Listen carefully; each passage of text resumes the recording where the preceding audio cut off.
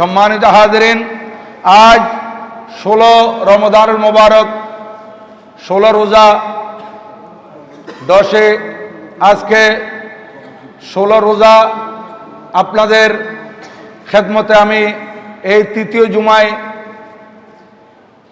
3টে আয়াত তেলাওয়াত করেছি।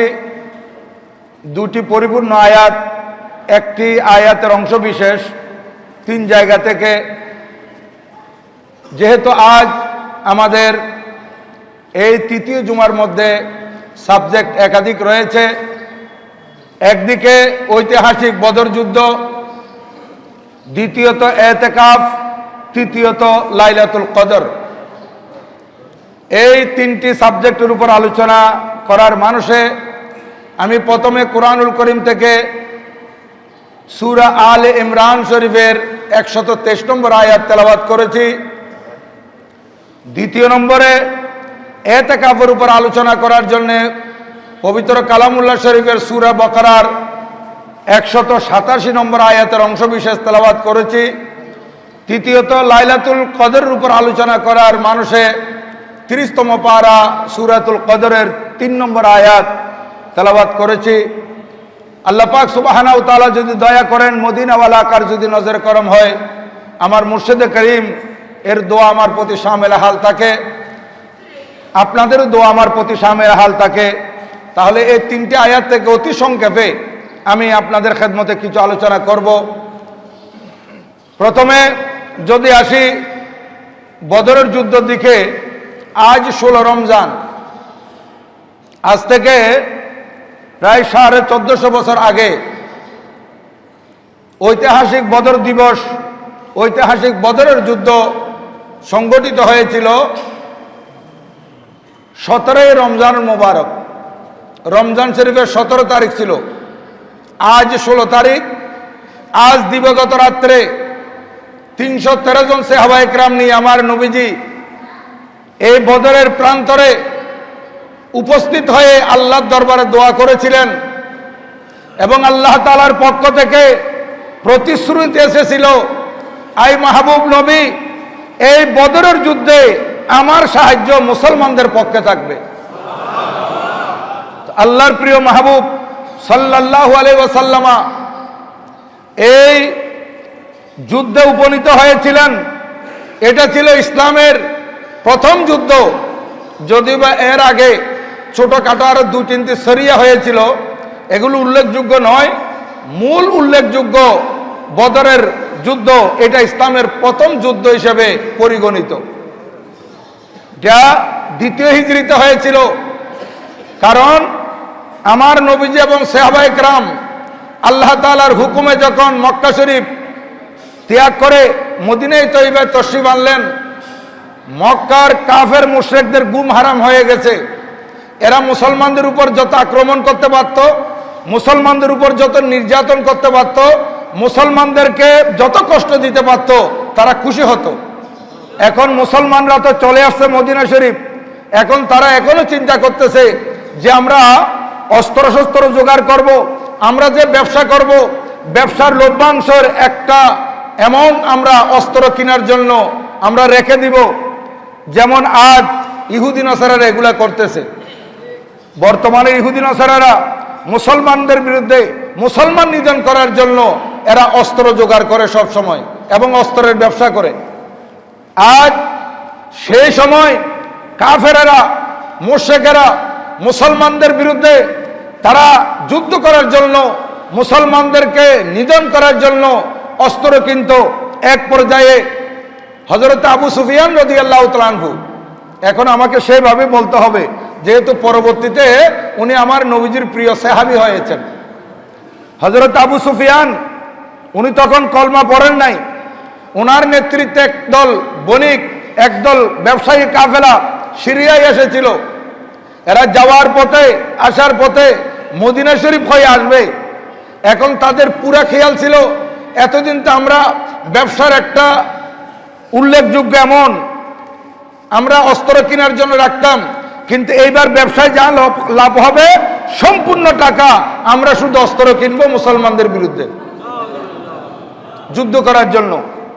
দেখেন এখন সাহাবা একরাম যখন এটা জানতে পারলেন, ওনারা বলেন ইয়া রাসূলুল্লাহ সাল্লাল্লাহু আলাইহি সাল্লাম, আবু সুফিয়ান বণিক দল নিয়ে এসেছে সিরিয়ার মধ্যে, এরা ব্যবসার মধ্যে অনেক লাভ করেছে, এইবারের লাভের টাকা নাকি তারা মুসলমানদের বিরুদ্ধে যুদ্ধ করার জন্য অস্ত্র কিনায় খরচ করবে। এখন আমরা এগুলো এরা আমাদের মদিনা শরীফ দিয়ে যাবে, আমরা তাদের পথ আটকিয়ে দেব, যাতে আমাদের বিরুদ্ধে যুদ্ধ করার জন্য তারা অস্ত্র কিনতে না পারে, আমরা এগুলো নিয়ে ফেলবো। তখন এই খবর আবু সুফিয়ান যখন পেল, হযরত আবু সুফিয়ান রাদিয়াল্লাহু তাআলা আনহু, আমি আবু সুফিয়ান বলতেছি তখনকার ব্যাপারে, তারপরে আমার আসতেছে না যেহেতু উনি সাহাবী রাসূল। হযরত আবু সুফিয়ান রাদিয়াল্লাহু তাআলা আনহু উনি যখন জানতে পারলেন, তখন উনি কি করলেন, উনি মদিনা শরীফের যে রাস্তা দিয়ে আসবেন সেই রাস্তা দিয়ে না এসে বিকল্প পথ, সমুদ্রের তীরবর্তী পথ বেছে নিয়েছেন। শুধু তাই নয়, সেখানেও আশঙ্কা ছিল মুসলমান তাদেরকে ধরে ফেলবে, তাই জমজম বিন আমর গেফারি নামে একজন লোক, তাকে এমার্জেন্সি ভাবে খুব একটা দামি ঘোড়া দিয়ে পাঠিয়ে দিচ্ছে মক্কা শরীফে, যে জমজম বিন আমর গেফারি, তুমি একটা কাজ করো, খুব দ্রুত গতিতে চলে যাও, তুমি মক্কা শরীফ গিয়ে মক্কা শরীফের আবু জেহেল, আবুল আহাব, ওতাইবা, সাইবা, আবুল বখতরি, বড় বড় সর্দার যারা আছে তাদেরকে বলে দাও যে তোমাদের মাল মুসলমানরা মদিনা শরীফ আটকে দিচ্ছে, এগুলো উদ্ধার করতে চাইলে তোমরা মক্কা শরীফ থেকে বের হও। এই জমজম বিন আমর গেফারি সে দ্রুতগামী ঘোড়া নিয়ে যাচ্ছিল, যাওয়ার পথে সে তার কাপড় ছিঁড়ে ফেলেছে, কারণ তখনকার একটা নিয়ম ছিল, পরনের কাপড় জামা যদি ছিঁড়ে দেয় তখন মানুষ তাদেরকে রাস্তা দিয়ে দিত, এমার্জেন্সি মনে করত। যেমন আমাদের এখানে বর্তমানে কোনো সরকারি গাড়ি কিংবা অ্যাম্বুলেন্স যাওয়ার সময় সাইরেন বাজায়, তখন তার সাইরেনের সিস্টেম ছিল না, এদের একটা নিয়ম ছিল কাপড় ছিঁড়ে ফেলা, কাপড় ছিঁড়ে দিলে তখন মানুষ তাদেরকে জায়গা দিয়ে দিত, নিশ্চয় এটা খুব প্রয়োজনীয় যাচ্ছে, তাড়াতাড়ি রাস্তা ছেড়ে দাও। এভাবে সে খুব দ্রুত গতিতে মক্কা শরীফ চলে গেছে। মক্কা শরীফ যাওয়ার পর সেখানে খবর করে দিয়েছে যে তোমাদের মাল মুসলমানরা নিয়ে নিচ্ছে। এখন আবু জেহেল, আবুল আহাব সহ বড় বড় কাফেরেরা, আবুল আহাব প্রথম আসতে চাইছিল না, বড় বড় কাফেরেরা এরা এখন তাদের মাথা খারাপ হয়ে গেছে যে আমরা তো মুসলমানের বিরুদ্ধে আমরাও চাচ্ছি মদিনা শরীফে একবার হামলা করার জন্য, এবার সুযোগ এসেছে আমরা হামলা করব। আরবের বড় বড় যুবকদেরকে নিয়ে প্রায় 950 জন একত্রিত হয়ে তারা 100 ঘোড়া, তারপরে 700 উট এবং অস্ত্র শস্ত্র নিয়ে তারা মক্কা শরীফ থেকে বেরিয়ে আসছে মদিনা শরীফের দিকে। আর এদিকে আবু সুফিয়ান উনি যে সাগরী পথ বেছে নিয়েছিলেন, সাগরের পার্শ্ববর্তী রাস্তা বেছে নিয়েছিলেন, সেখানে উনি কামিয়াব হয়েছিলেন। ওখানে উনি মালগুলা নিয়ে উনি কোনো রকমে মক্কা শরীফ যাওয়ার জন্য উনি বেরিয়ে গেছেন। আর উনি খবর পাঠালেন যে মুসলমানরা আমাদের মাল নিতে পারে নাই, তোমরা আর আসার দরকার নাই। কিন্তু আবু জেহেল বলতেছে না, আসার দরকার নাই, এটা বললে হবে না, আমাদের মাল যেহেতু নিতে চেয়েছিল আমরা তাদেরকে উচিত শিক্ষা দিয়ে ছাড়বো। নাউজুবিল্লাহ, এরা আসতেছে। আর এদিকে আমার নবীজি এদিকে সাহাবা একরাম নিয়ে পরামর্শ করলেন, বিশেষ করে প্রথমে আনসারদের দিকে নবীজি তাকালেন, এখন কি করা যায়, এখন তো যুদ্ধের ময়দানে গেলে এখানে হতাহতের ব্যাপার আছে, এখন আনসারিরা যাবে কিনা। তখন নবীজি যখন আনসারদের দিকে তাকাচ্ছেন, কারণ নবীজি জানেন যে মুহাজির যারা আছে এটা নবীজির পরীক্ষিত সৈনিক, এরা সবসময় এত আক্রমণ, এত অত্যাচার, এত নির্যাতন ওদের উপর হয়েছিল, তারপরে ওনারা পিছে হটেন নাই, বারবার বলেছিলেন ইয়া রাসূলুল্লাহ আমাদেরকে হুকুম দেন, আমরা তাদের বিরুদ্ধে মোকাবেলা করব। নবীজি বলেন এখনো আল্লাহ তাআলার পক্ষ থেকে জিহাদের হুকুম আসে নাই, আমি তোমাদেরকে জিহাদের হুকুম দিতে পারবো না, সহ্য করো। ওনারা সহ্য করেছিলেন, কারণ ওনারা তো যুদ্ধের জন্য আগে নবীজি থেকে অনুমতি চেয়েছিলেন। এখন নবীজি বলেন আমার মুহাজিরা ঠিক আছে, আনসারদের থেকে একটু জেনে নি। আনসারদের মধ্যে হযরত সৈয়দনা উবাদা বিন সামিত আল আনসারী রাদিয়াল্লাহু তাআলা আনহু উনি বলতেছেন ইয়া রাসূলুল্লাহ আপনি কি বলেন, আমরা আনসারদের দিকে আপনি তাকাচ্ছেন, মনে হয় আমাদের মন আপনি যাচাই করতেছেন। ইয়া রাসূলুল্লাহ আপনি যদি বলেন আমাদেরকে পানিতে ঝাঁপ দেওয়ার জন্য, সাগরে ঝাঁপ দেওয়ার জন্য, আমরা আপনার নির্দেশে সাগরে ঝাঁপ দিতে পর্যন্ত রাজি আছি। হযরতে সৈয়দনা ইয়া রাসূলুল্লাহ ইয়া গোসলান দস্তগীর জিন্দাবাদ জিন্দাবাদ। হযরতে জিন্দাবাদ। হযরতে মেকদাদ বিন আসওয়াদ আল আনসারী রাদিয়াল্লাহু তাআলা আনহু উনিও দাঁড়িয়ে গেলেন, ইয়া রাসূলুল্লাহ, আমরা মূসা আলাইহিস সালামের সম্প্রদায় নয়, আমরা মূসা আলাইহিস সালামের উম্মত নয়, আমরা আপনি নবীর উম্মত। হযরতে মূসা আলাইহিস সালামের উম্মতরা বলেছিল, ইযহাব আনতা ওয়া রাব্বুকা ফাকাতিলা ওয়া নাহনু হাহুনা কায়িদুন। এই মূসা আলাইহিস সালাম, ওখানে যে দলবলের কথা বলা হচ্ছে, যে শক্তিশালী সৈন্যের কথা বলা হচ্ছে, তাদের বিরুদ্ধে আমরা মোকাবেলা করতে যেতে পারবো না, আপনি যান এবং আপনার প্রভু যান, আপনি এবং আপনার রবকে নিয়ে যান, আমরা এখানে বসা আছি। সেই বসার মধ্যে আল্লাহ পাক তাদেরকে 40 বছর বসে রাখছিল। দেখেন, তখন হযরতে মেকদাদ বিন আসওয়াদ রাদিয়াল্লাহু তাআলা বলতেছেন, ইয়া রাসূলুল্লাহ, আমরা হযরতে মূসা আলাইহিস সালামের কম নয়, আমরা আপনি নবীজির উম্মত। ইয়া রাসূলুল্লাহ, আপনার জন্য আমরা জান মাল কুরবান করতে রাজি আছি।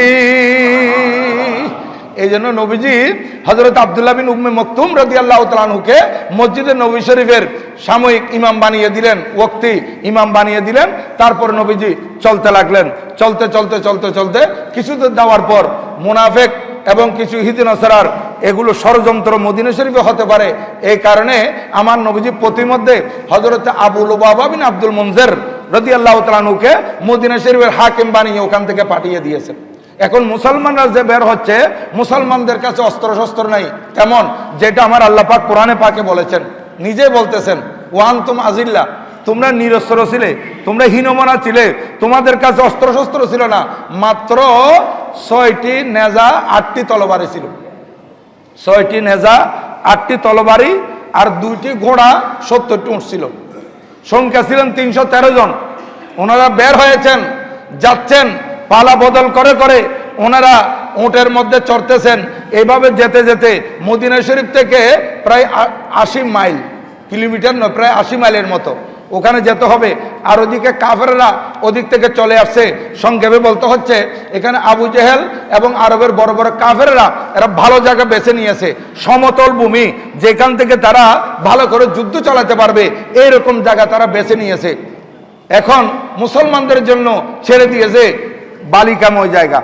বালির মধ্যে তো আপনার হাঁটা যায় না, সাগরের চরে, নদীর চরে গেলে আপনার হাঁটার সময়, দৌড়ার সময় আপনাদের পা বালিতে আটকে যাবে, ওট ঘোড়ার পাও বালিতে আটকে যাবে। এইভাবে বালিকাময় জায়গাটা মুসলমানদের জন্য ছেড়ে দিয়েছে। বদর, বদর এটা একটা কূপের নাম। এই কূপের নামের হিসেবে পুরো এলাকার নাম হয়ে গেছে, পুরো গ্রামের নাম হয়ে গেছে বদর। এখনো হাজিরা হজ করতে গেলে, উমরা পালনকারীরা উমরা পালন করতে গেলে মদিনা শরীফ থেকে ওনারা বদর প্রান্তরে যায়, এখনো সেই জায়গা বিদ্যমান। মুসলমান এইদিকে আল্লাহর পেয়ারা মাহবুব সাল্লাল্লাহু আলাইহি ওয়াসাল্লাম রওনা হয়েছেন। প্রতিমধ্যে আরো কিছু কিছু ঘটনা আছে, সব বলা সম্ভব নয়। আল্লাহর নবীজি বদরের যুদ্ধে গিয়ে পৌঁছলেন, বদরের ময়দানে গিয়ে পৌঁছলেন। সেই বদরের ময়দানে আল্লাহর প্রিয় মাহবুব সাল্লাল্লাহু আলাইহি ওয়াসাল্লাম দেখলেন কাফেররা ভালো জায়গা নিয়ে তারা বসে আছে, তাদের কাছে কুফো তাদের দখলে। মুসলমানদের জন্য কুফো রাখে নাই, মুসলমান যাতে পানি নিতে না পারে, এই জন্য একেবারে বালিকাময় জায়গা মুসলমানদের জন্য ছেড়ে দিয়েছে, যাতে সহজে মুসলমানদেরকে নিধন করা যায়। মুসলমানদের উপর আক্রমণ করলে মুসলমান যাতে পাল্টা আক্রমণ বেশি করতে না পারে, এই জন্য তারা সব প্রস্তুতি নিয়ে রেখেছিল। আল্লাহর প্রিয় মাহবুব সাল্লাল্লাহু তাআলা আলাইহি ওয়াসাল্লাম যখন মদিনা শরীফ থেকে বদরের প্রান্তে গিয়ে পৌঁছলেন, নবীজি আজকে যে 16 রমজান, এই 16 রমজান দিবাগত রাত এশারের নামাজের পর আল্লাহর দরবারে নবীজি করন্দন করে করে দোয়া করতেছিলেন। সাহাবা একরামকে বললেন, তোমরা ঘুমিয়ে পড়ো, তোমরা আরাম করো, সকালে যা হওয়ার হবে। সাহাবা একরাম আরামে আছেন, আর এদিকে আমার নবীজি আল্লাহর দরবারে দোয়া করতেছেন ক্রন্দন করে করে। রাওয়ায়াতের মধ্যে আসতেছে নবীজি এমন ভাবে ক্রন্দন করতেছিলেন এবং আল্লাহর কাছে দোয়া করতে করতে এমন ভাবে ঝুঁকে গিয়েছিলেন, আল্লাহর নবীর নূরানি শরীর মুবারক থেকে চাদর পর্যন্ত পড়ে গিয়েছিল। হযরতে সৈয়দনা সিদ্দিক আকবর রাদিয়াল্লাহু তাআলা আনহু ওই চাদর উঠিয়ে দিলেন এবং বললেন, ইয়া রাসূলুল্লাহ, আপনি যে দোয়া করেছেন, আপনার দোয়া তো আল্লাহ পাক কবুল করবেন, এটাই যথেষ্ট ইয়া রাসূলুল্লাহ। তখন আমার নবীজি উঠলেন, উঠে হযরতে সিদ্দিক আকবর রাদিয়াল্লাহু তাআলা আনহু সহ আরো দুই একজন নিয়ে নবীজি বদরের প্রান্তে গেলেন। গিয়ে নবীজির হাত মোবারক একটা ছোরা ছিল, এইভাবে দাগ দিতেছেন নবীজি এইভাবে একটা নিশানা করে দিচ্ছেন, এক একটা দাগ দিচ্ছেন, দাগ দিয়ে বলতেছেন হাজা মসরাউ ফুলান, হাজা মসরাউ ফুলান, হাজা মসরা ফুলান। এইটা আবু জেহেলের মৃত্যুর জায়গা, এখানে আবু জেহেল মরবে, এখানে উতবা মরবে, এখানে সাইবা মরবে, এখানে উমাইয়া বিন খলফ মরবে, এখানে আবুল বুখতারি মরবে।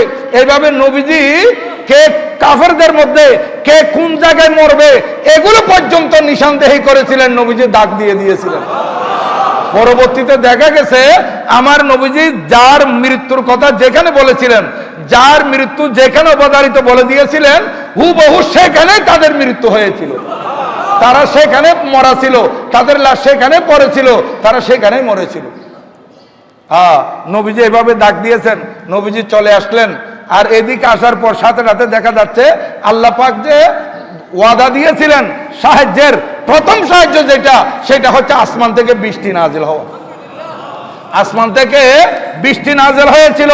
আল্লাহ পাক সুবহানাহু ওয়া তাআলা কুরআনুল কারীমের সূরা আনফাল 9 পারা 8 নম্বর সূরা নম্বর 8 পারা নম্বর 9 আয়াত নম্বর 11 সেইখানে আল্লাহ পাক সুবহানাহু ওয়া তাআলা ইরশাদ করেন ওয়া ইউনাজ্জিলু আলাইকুম মিনাস সামায়ে মান। আল্লাহ পাক সুবহানাহু ওয়া তাআলা তোমাদের উপর আসমান থেকে পানি নাযিল করেছিলেন, বৃষ্টি নাযিল করেছিলেন। এমন ভারী বৃষ্টি উপর থেকে নাযিল হয়েছিল, সেই বৃষ্টির কারণে যে মুসলমানদের জন্য বালিকাময় জায়গায় কাফেররা ছেড়ে দিয়েছিল, সে বালিকাময় জায়গা এগুলো বৃষ্টির কারণে শক্ত হয়ে গেছে। দেখেন এই বালিকাময় জায়গা বৃষ্টির কারণে একদম টাইট হয়ে গেছে। এখন মুসলমানরা স্বাচ্ছন্দ্যে সেখানে চলাফেরা করতেছে, আর কাফেররা যেটা সমতল জায়গা বেছে নিয়েছিল বৃষ্টির কারণে সেটা পিচ্ছিল হয়ে গেছে। তারা এখন চলাফেরা করতে সমস্যা হয়ে যাচ্ছে। আর মুসলমানরা এখানে যে বৃষ্টি হচ্ছিল সেখানে যে বালিকাময় জায়গা ছিল, তারা সেখানে বালি সরিয়ে সুন্দর করে বাঁধ দিয়ে পানি জমা করেছিল। এখন মুসলমানদের পানির ব্যবস্থা হয়ে গেছে, মুসলমানরা চলাফেরার ব্যবস্থা হয়ে গেছে। এখন আল্লাহ পাক সুবহানাহু ওয়া তাআলা এই সাহায্য প্রথমে নাযিল করেছেন।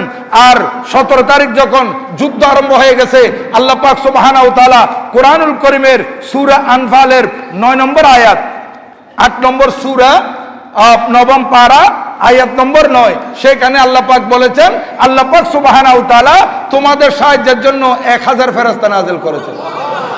1000 ফেরেশতা। দেখেন আমার আল্লাহ বলেন ইস্তাস্তাগীসুনা রাব্বাকুম ফাস্তাজাবা লাকুম আন্নী মুমিদ্দুকুম বিআলফিম মিনাল মালাইকাতি মুরদিফিন। আল্লাহ পাক সুবহানাহু ওয়া তাআলা 1000 ফেরেশতা নাযিল করেছেন। আবার সূরা আলে ইমরানের 124 এবং 125 নম্বর আয়াতে আমার আল্লাহ বলেন আমি তোমাদের জন্য 3000 ফেরেশতা নাযিল করেছি। আবার বলতেছেন আমি তোমাদের জন্য 5000 চিহ্নিত ফেরেশতা নাযিল করেছি। এইভাবে যুদ্ধের ময়দানে দেখে গিয়েছিল মুসলমানরা কোন কাফেরকে টার্গেট করে তরবারি যখন আঘাত করতে চেয়েছিল, তরবারির আঘাত করার সময় দেখা যাচ্ছে মুসলমানের তরবারি কাফের পর্যন্ত পৌঁছে নাই, কিন্তু কাফের অটোমেটিক কতল হয়ে গেছে। আর একটা শব্দ শোনা যাচ্ছে আকদিমিয়া হাইজুম, আকদিমিয়া হাইজুম। পরবর্তীতে সাহাবায়ে কেরাম নবীজির কাছে জানতে চাইলেন। আমার নবীজি বললেন ও সাহাবায়ে কেরাম শুনো, আমার আল্লাহ যে ওয়াদা করেছিলেন আমাকে সাহায্য করবেন, আল্লাহর ওয়াদা পূরণ করেছেন। আল্লাহ পাক আসমান থেকে ফেরেশতা পাঠিয়েছেন। হযরতে জিবরিল আলাইহিস সালাম হাইজুম যে আওয়াজ দিচ্ছেন, হাইজুম হচ্ছে হযরতে জিবরিল আলাইহিস সালামের ঘোড়া। হযরতে জিবরিল আলাইহিস সালামকে ঘোড়ার উপর আরোহণ করেছেন, ওইটার নাম ছিল হাইজুম। হযরতে জিবরিল আলাইহিস সালাম একবার ঘোড়াকে ডান দিকে নিয়ে যাচ্ছেন, আরেকবার বাম দিকে নিয়ে যাচ্ছেন, আরেকবার সামনের দিকে নিয়ে যাচ্ছেন। হাতে কোড়া ছিল, এইটা দিয়ে আঘাত করতেছে, আর কাফেররা কেটে কেটে মাটিতে পড়ে যাচ্ছিল। যখন কাফেররা এটা দেখতে পাচ্ছে যে কাফের অটোমেটিক কেটে যাচ্ছে, মুসলমানের তরবারি তাদের কাছে আসতেছে না, আবু জেহেল আব্দুল্লাহ ইবনে মাসউদ রাদিয়াল্লাহু তাআলাকে জিজ্ঞাসা করতেছে ব্যাপার কি? বলছে ব্যাপার এটা আল্লাহর পক্ষ থেকে সাহায্য, আল্লাহর পক্ষ থেকে সাহায্য এসেছে। তখন তারা এই অবস্থা দেখে আমার আল্লাহ পাক সুবহানাহু ওয়া তাআলা কুরআনুল কারীমের ওই সূরা আনফালের 45 নম্বর আয়াতের মধ্যে বলেছিলেন যে এরা এখানে দাঁড়াইতে পারবে না, এরা পরাজিত হবে কাফেররা। ইউয়াল্লুনা মুদবিরিন, এরা ইউয়াল্লুনা দুবার, এরা এখান থেকে পালিয়ে যেতে হবে, এরা লাঞ্ছিত হবে।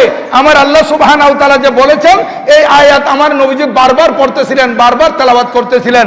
আর পরবর্তীতে দেখা গেল শেষ পর্যন্ত কাফেররা নিরুপায় হয়ে তারা পিঠ দেখাইয়ে পালাইতে বাধ্য হয়েছে। সেখানে মুসলমানরা বদরের যুদ্ধের মধ্যে বিজয় লাভ করেছিলেন এবং এই কাফেরদের মধ্যে 70 জন কতল হয়েছে, 70 জন বন্দী হয়েছে। আর মুসলমানদের মধ্যে আনসার মুহাজির মিলে 14 জন শাহাদাত বরণ করেছিলেন। সেখানে মুসলমানদের আল্লাহ পাক এইভাবে বিজয় দান করেছেন। আমার আল্লাহ বলেন, ওয়ালা তাহিরু ওয়ালা তাহজানু ওয়া আনতুমুল আলাউন ইন কুনতুম মুমিনিন। তোমরা চিন্তিত হইও না, তোমরা দুঃখিত হইও না, তোমরা টেনশন করবে না, তোমাদের জন্য আল্লাহর সাহায্য আছে যদি তোমরা মুমিন হয়ে থাকো। এই সাহাবায়ে কেরামরা আল্লাহ তাআলার উপর ভরসা করেছিলেন, নবীজির প্রেম তাদের অন্তরে ছিল, যার কারণে আল্লাহ পাক সুবহানাহু ওয়া তাআলা ওনাদের জন্য সাহায্য নাযিল করেছেন। এই প্রথম যুদ্ধের মধ্যে মুসলমানদেরকে আল্লাহ পাক সুবহানাহু ওয়া তাআলা বিজয়ী দান করেছিলেন। সম্মানিত উপস্থিতি, এই বদরের যুদ্ধে মুসলমানরা জয়লাভ করার কারণে কাফেররা এদের মাথা খারাপ হয়ে গেছে, এরা পরবর্তীতে আবার উহুদের যুদ্ধে এসেছিল, উহুদের যুদ্ধে এসেছিল। যাই হোক, আমি আপনাদের খেদমতে আরজ করতে চাই, যতক্ষণ পর্যন্ত মুসলমানদের অন্তরে ঈমান থাকবে, ঈমান আমল ঠিক থাকবে, নবীজির মহব্বত অন্তরে থাকবে, তাকওয়া থাকবে, ততক্ষণ পর্যন্ত আল্লাহর সাহায্য মুসলমানদের কাছে আসতেই থাকবে। এই বদরি সাহাবায়ে কেরামের উসিলায় দোয়া করলে আল্লাহ দোয়া কবুল করেন। এই জন্য আপনাদেরকে বলবো, আজকে কেউ যাবেন না, আপনারা অনেকে 2 রাকাত পরে চলে যান। এখন তো আপনার মাহে রমজানের মোবারক, সবাই রোজা অবস্থায়, আপনারা যে মানুষদেরকে ডিঙ্গিয়ে ডিঙ্গিয়ে চলে যান, এটা তো একটা বেয়াদবি থেকে খালি নয়। আপনারা এখানে আসছেন, শুধু ফরজ নয়, আপনারা 4 রাকাত বাদাল জুমা পড়বেন, আর 2 রাকাত সুন্নাতুল ওয়াক্ত পড়বেন, 2 রাকাত নফল পড়বেন, বসবেন, মিলাদ কিয়াম সালাতু সালাম করে এরপর আখিরি মুনাজাত করে যাবেন। আপনারা যখন 2 রাকাত পরে চলে যান, তখন ফেরেশতারা আল্লাহর দরবারে বলে, আয় আল্লাহ, এরা কি সব পেয়ে গেছে? এদের কাছে আর কিছুর প্রয়োজন নেই, আপনার কাছে আর কিছু চাইবে না। আপনাদের কাছে অনুরোধ করব, আপনারা প্রত্যেকেই একদম আখিরি মুনাজাত করে যাওয়ার জন্য চেষ্টা করবেন। আর বিশেষ করে আমাদের ইতিকাফ আগামী মঙ্গলবার আসরের নামাজের পর থেকে মাগরিবের আগে আগে ইতিকাফের জন্য ঢুকে যেতে হবে। যেহেতু 21 তারিখ ঢুকে যাচ্ছে রোজার মাগরিবের সূর্য ডুবার সাথে সাথে, ইতিকাফে ঢুকতে হবে এর আগে ইতিকাফে ঢুকবে। ইতিকাফের ব্যাপারে আল্লাহ পাক সুবহানাহু ওয়া তাআলা কোরআনে পাকে ইরশাদ করেছেন, ওয়াহিদনা ইলা ইব্রাহিমা ওয়া ইসমাঈলা আন তাহিরা বাইতি লিত তাইফিনা ওয়াল আকিফিনা ওয়ার রুকআই সুজুদ। আল্লাহ পাক সুবহানাহু ওয়া তাআলা বলেন, আমি হযরতে সাইয়্যিদনা ইব্রাহিম আলাইহিস সালাম এবং ইসমাঈল আলাইহিস সালামকে নির্দেশ দিয়েছি আমার ঘরকে পবিত্র রাখার জন্য, যারা তওয়াফ করবে তাদের জন্য, তওয়াফকারীদের জন্য, ওয়াল আকিফিনা যারা মুতাকাফ হবে, ইতিকাফ নিবে তাদের জন্য, ওয়ার রুকআই সুজুদ এবং যারা রুকু সিজদা করবে তাদের জন্য। তাহলে দেখেন, ইতিকাফের ব্যাপারে আমার আল্লাহ কোরআন শরীফে আলোচনা করেছেন। আরেকটি জায়গায় বলতেছেন, ওয়ালা তুবাশিরুহুন্না ওয়া আনতুম আকিফুনা ফিল মাসাজিদ, তোমরা মসজিদে ইতিকাফ থাকা অবস্থায় তোমাদের বিবিদের সাথে তোমরা মেলামেশা করতে পারবে না। এটা এখানে আল্লাহ পাক সুবহানাহু ওয়া তাআলা ইতিকাফের ব্যাপারে বলেছেন। ইতিকাফ মাহে রমজান মুবারকে যে ইতিকাফ করে, ইতিকাফ তো সারা বছরই করা যায়, ইতিকাফ মান্যতের ইতিকাফ আছে, এটা ওয়াজিব। আর রমজানুল মুবারকের শেষ দশকে আমরা যে ইতিকাফ নেই, এটা সুন্নতে মুআক্কাদা আলাল কিফায়া। আর এমনি নফল ইতিকাফ, মসজিদে ঢোকার সময় ইতিকাফের নিয়ত করে ঢুকবেন, সওয়াব পাবেন। যতক্ষণ মসজিদে থাকবেন ইবাদতের সওয়াবও পাবেন, ইতিকাফের এক্সট্রা সওয়াবও পাবেন। এবং মসজিদে ঢুকার সময় ইতিকাফের নিয়ত করে ঢুকলে তখন আপনারা যে কিছু কথাবার্তা বলেন, এগুলো এই কথাবার্তাটা জায়েজ হয়ে যায়। এমনি কোনো কথাবার্তা বলা মসজিদের মধ্যে জায়েজ নাই, শুধু মসজিদের ব্যাপার ছাড়া, দিন ধর্মের ব্যাপার ছাড়া। তো আপনারা অনেক সময় কথাবার্তা কিছু বলেন, এগুলো ইতিকাফের নিয়তে ঢুকলে তাহলে আপনারা বলতে পারবেন। এই ইতিকাফ যেটা সুন্নতে মুআক্কাদা আলাল কিফায়া, এটা রমজানের শেষ দশক আল্লাহর প্যারা মাহবুব সাল্লাল্লাহু আলাইহি ওয়াসাল্লাম সব সময় ইতিকাফ নিয়েছেন মদিনা শরীফে। 1 বছর নিতে পারেন নাই, যার কারণে নবীজি শেষ বছর, যে বছর নবীজি পর্দা করবেন, সেই বছর নবীজি 20 দিন ইতিকাফ পালন করেছেন। 20 দিন, 1 বছর পালন করতে পারেন নাই। সেই জন্য হযরত আয়েশা সিদ্দিকা রাদিয়াল্লাহু তাআলা থেকে বর্ণিত, তিনি বলেন, আন্নান নবী সাল্লাল্লাহু আলাইহি ওয়াসাল্লাম কানা ইয়াতাকিফু আশরাল আওয়াখির মিন রমাদানা হাত্তা তাওয়াফাহুল্লাহ। আল্লাহ পাক সুবহানাহু ওয়া তাআলা আমার নবীজিকে নিয়ে যাওয়া পর্যন্ত, দুনিয়া থেকে পর্দা করানো পর্যন্ত নবীজি মাহে রমজান মুবারকের শেষ দশকে ইতিকাফ নিয়েছেন। এটা বুখারী শরীফ, মুসলিম শরীফ, মিশকাত শরীফে আছে হাদিস। হযরতে আবু হুরায়রা রাদিয়াল্লাহু তাআলা থেকে একটা হাদিস বর্ণিত যে নবীজি ইতিকাফ করতেন প্রত্যেক বছর, কিন্তু যে বছর নবীজি দুনিয়া থেকে পর্দা করবেন সেই বছর নবীজি 20 দিন ইতিকাফ করেছেন, 20 দিন। তো আমি ইতিকাফকারী যারা আছেন তাদেরকে বলবো, আমার লাইভে যারা দেখতেছেন, সারা পৃথিবীতে যারা ইতিকাফ করতেছেন প্রত্যেকের জন্য বলবো যে ইতিকাফ মাহে রমজান মুবারকের জন্য এটা যত ইবাদত আছে, ইবাদতের মধ্যে একটি উল্লেখযোগ্য ইবাদত হচ্ছে ইতিকাফ। আর রমজান শরীফের শেষ দশকে যে ইতিকাফ, এটা যদি আপনারা খালেস নিয়তে সুন্দরভাবে দুনিয়া থেকে কেটে আল্লাহর কাছে চলে আসেন, মসজিদের মধ্যে চলে আসেন, আল্লাহর ঘরে আল্লাহকে পাওয়ার জন্য 10 দিন পর্যন্ত, আপনারা বড় খুশনসিব। আপনাদের জন্য লাইলাতুল কদর পাওয়াটা সহজ এবং আল্লাহকে রাজি করা সহজ। এবং এই ইতিকাফের কারণে যদি আপনারা ঠিকভাবে ইতিকাফ করেছেন, 2টি হজ এবং 2টি উমরার সওয়াব আপনাদেরকে দেওয়া হবে ইতিকাফের কারণে। দেখেন ইতিকাফকারীরা কত বড় ভাগ্যবান। কিন্তু দুর্ভাগ্য, কিন্তু আমরা 10 দিনে ইতিকাফকারী কিছু কিছু ভাইদেরকে দেখি, ওনারা ইতিকাফটা গফের মাধ্যমে কাটিয়ে দেয়, কিছু গপ করে, আলাপ আলোচনা করে। আরে 10 দিনের জন্য আপনারা যে আল্লাহর দরবারে চলে আসছেন, যদি পার্শ্ববর্তী ভাই যিনি ইতিকাফ নিয়েছেন তার সাথে গপ করেন, তো আপনি দুনিয়া থেকে কাটলেন কিভাবে? আপনি বাইরেও কথাবার্তা বলেন, বাইরেও গল্প গুজব করেন, এখন মসজিদে আসছেন গল্প গুজব করতে, তো আপনার ইতিকাফটা হবে কেমনে? ইতিকাফ হবে যে আপনি ইবাদত করবেন, কোরআন শরীফ তেলাওয়াত করবেন, দরুদ শরীফ পড়বেন, মশালা মশাইল শিখবেন, আলোচনা শুনবেন। এখানে আমাদের ভাইয়েরা আলেম দিয়ে আলোচনা করায় জোহরের পর থেকে আসর পর্যন্ত, অথবা আপনার 10টা 11টা থেকে জোহর পর্যন্ত যে আলোচনা চলে, এই ইতিকাফের মধ্যে এগুলো উত্তম কাজ। এই আলোচনার মাধ্যমে আপনারা কিছু শিখতে পারতেছেন, মশালা মশাইল জানতে পারতেছেন। ইতিকাফের অবস্থায় আপনারা বড় দামি হচ্ছেন। এইভাবে সময় কাটাবেন, ইবাদতের মধ্যে কাটাবেন, কোনো ধরনের গল্পগুজব হবে না এবং মসজিদ থেকে প্রয়োজনে বের হতে পারবেন না। বাইরে জানাজা হচ্ছে, আপনি বাইরে জানাজা পড়তে পারবেন না, বাইরে জানাজায়ও যেতে পারবেন না। যদি বাইরে জানাজা হয়, সেখানে কোনো একজন অসুস্থ, আপনি রুগীকে দেখতে যেতে পারবেন না, আপনার ইতিকাফ ভঙ্গ হয়ে যাবে। তাহলে ইতিকাফ এটা এমন একটা গুরুত্বপূর্ণ ইবাদত যেটা 10 দিনের জন্য আপনাকে একেবারে আল্লাহর দরবারে চলে আসতে হবে। একদম আমি দুনিয়া থেকে একদম কেটে গেলাম, আমার ব্যবসা বাণিজ্য কাজ কারবার সব আমি বুঝাই দিয়ে চলে আসছি। আমার মোবাইল, আমি মোবাইলও ছেড়ে দিলাম, মোবাইলও কথা বলবেন না। মোবাইল থাকলেও প্রয়োজনীয় বিশেষ প্রয়োজনে কথা বলার রুখসত আছে, ইজাজত আছে, তাই বলে আপনি ইতিকাফ অবস্থায় এমনি আর কথা বলতে পারবেন না। আরেকটা হচ্ছে লাইলাতুল কদর। লাইলাতুল কদর এই আগামী 21 তারিখ, যেটা মঙ্গলবার দিবাগত রাত, যেদিন আমাদের এখানে খতম তারাবি হবে, সেদিন থেকে শুরু করে এই প্রত্যেক বেজরের রাত, 20 দিন গত 21 তারিখের রাত, 22 দিন গত 23 তারিখের রাত, 24 দিন গত 25 তারিখের রাত, 26 দিন গত 27 তারিখের রাত, 28 দিন গত 29 তারিখের রাত, এই রমজান শরীফের 5টি বেজরের রাত, শেষের দশকের 5টি বেজরের রাতের মধ্যে লাইলাতুল কদর নিহিত। যদি বান্দা লাইলাতুল কদর পেয়ে যায়, দুনিয়া আখিরাতের নেয়ামত পেয়ে যাবে। আল্লাহ পাক সুবহানাহু ওয়া তাআলা আমাদেরকে এই লাইলাতুল কদর পাওয়ার তৌফিক দান করুন, সবাই বলুন আমিন। সম্মানিত হাজিরিন, আমাদের এই মসজিদের মধ্যে আগামী মঙ্গলবার দিবাগত রাত এখানে খতম শেষ হবে। হাফেজ 3 জন যোগ্য হাফেজ কোরআন এখানে তারাবি পড়াচ্ছেন। আমাদের খতম তারাবির আখেরি মুনাজাত হবে। আপনাদের সবাইকে দাওয়াত আমিও দিচ্ছি এবং আমাদের সেক্রেটারি মহোদয় আপনাদের জন্য আপনাদেরকে একটু দাওয়াত দিবেন। উনি আজকে আপনাদের সামনে কিছু কথা বলবেন। আমি অনুরোধ করব যে আপনার এই মসজিদের পক্ষ থেকে, মুতাওয়াল্লি মহোদয়ের পক্ষ থেকে মুসল্লিদেরকে এবং আরো মুসল্লিরা ভাইদেরকে যাতে নিয়ে আসতে পারে, এই জন্য উনি যাতে একটু দাওয়াত দেন। ওয়া মা আলাইনা ইল্লাল বালাগ। ওয়া আসসালামু আলাইকুম ওয়া রাহমাতুল্লাহি তাআলা ওয়া বারাকাতুহু।